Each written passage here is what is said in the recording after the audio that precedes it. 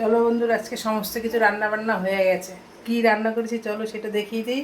কেননা তাতে রান্না করেছি কেন, ছেলের পরীক্ষা চালু হয়ে গেছে, নিয়ে যেতে হবে। আর কি রান্না করেছি চলো। আর একটা জিনিস তোমাদের সাথে শেয়ার করবো।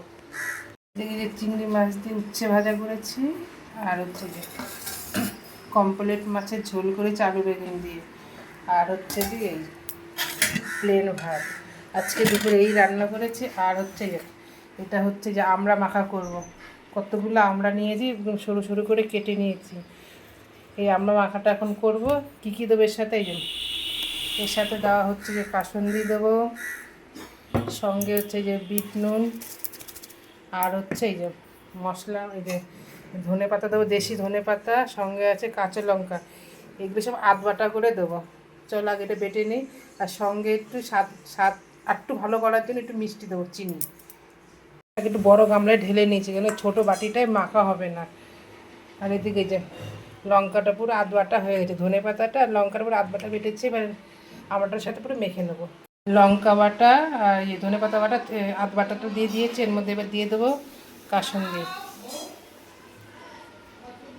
আর এর সাথে হবে বিট নুন দেবো,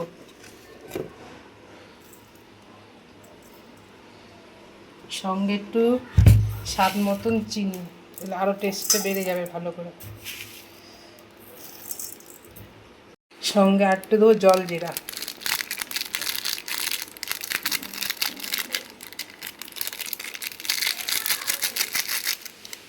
এবার এটাকে ভালো করে মেখে নেব। পুরো আমড়া মাখাটা পুরো কমপ্লিট হয়ে গেছে বন্ধুরা। এবার বলতে পারো বন্ধুরা, এত আমড়া মাখা কে খাবে? এটা হচ্ছে কারণ, তা হচ্ছে ছেলের যখন পরীক্ষা চালু হবে, আমাদের অনেক গার্জেনরা আছে, সব বান্ধবীরা মিলে ছেলের 1.5 ঘন্টা পরীক্ষা। তখন আর বসে কী করব, তখন সব বান্ধবীরা মিলে এই আমড়া মাখাটা খাবো, সেটাও শেয়ার করব তোমাদের সাথে। চলো ভিডিওটা এই পর্যন্ত।